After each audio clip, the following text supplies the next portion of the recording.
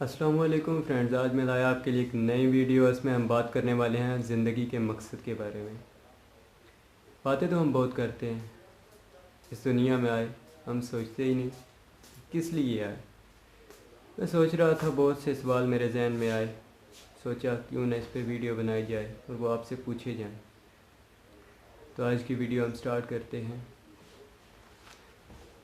Start हम इस बात से करेंगे कि हमारी ज़िंदगी का मकसद क्या है, हम यहाँ किस लिए आए हैं, हम कहाँ हैं, कहाँ जा रहे हैं। ये ऐसे ही है कि हम सुबह उठते हैं, अपने रोज़ाना कामों में मशगूल हो जाते हैं, कोई सवाल नहीं पूछते, बस जिस तरह चल रहा है हम भी वैसे चले जा रहे हैं।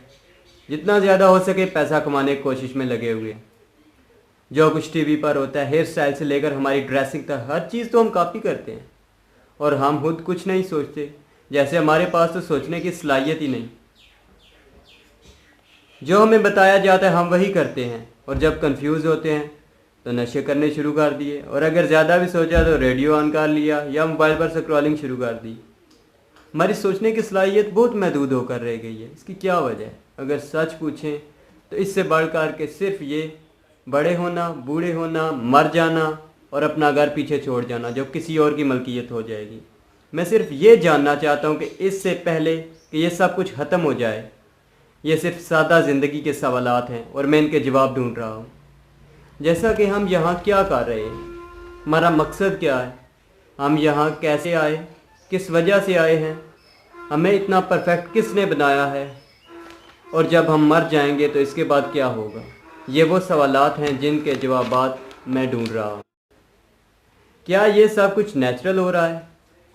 अब इस मामले में मैं आपसे पूछता हूँ, क्या आपने अपने आप को खुद बनाया है या फिर और किसी बंदे ने आपका हाका बनाया है?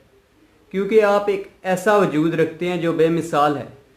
आपको जिसने पैदा किया वो कोई मामूली हस्ती नहीं है।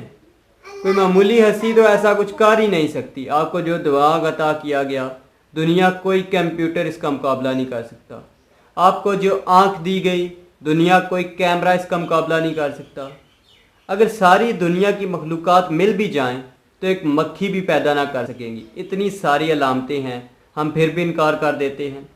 साइंस ये जवाब पेश करती है कि ये सारी दुनिया एक हादसे का नतीजा है, लेकिन आप अपनी अक्ल से सोचें तो आपको मालूम होगा कोई हादसा इतना परफेक्ट कैसे हो सकता है।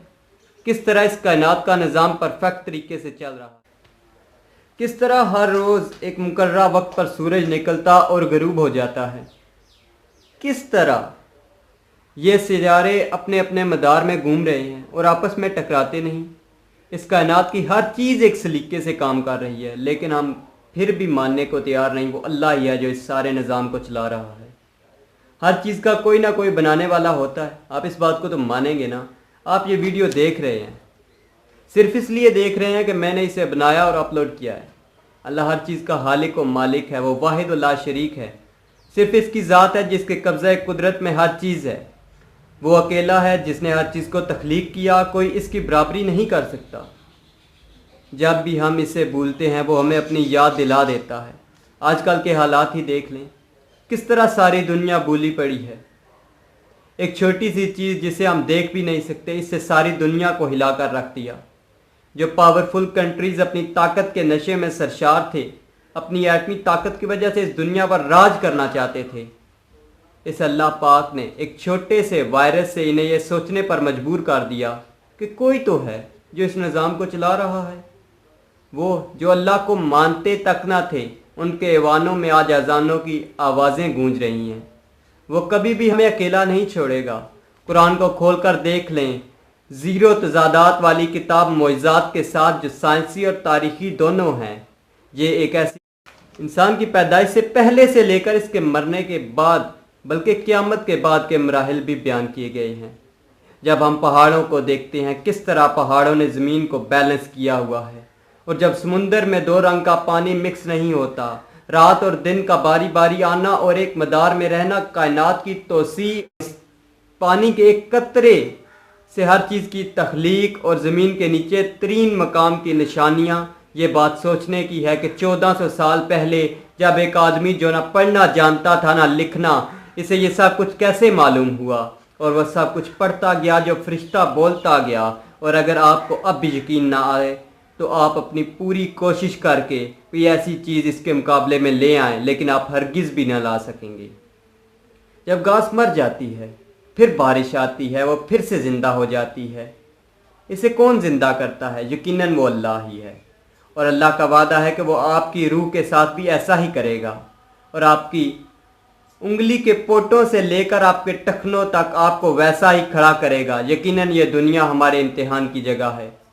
ہماری صحت، ہماری دولت، ہمارا نفس اور ہر وہ چیز جس سے ہمیں نوازا گیا ہے، تو یقین رکھیں ہمیں دوبارہ اٹھایا جائے گا اور ہمیں اپنے رب کے سامنے پیش ہونا ہوگا، اور ہر چھوٹے سے لے کر بڑے عمل تک حساب ہوگا۔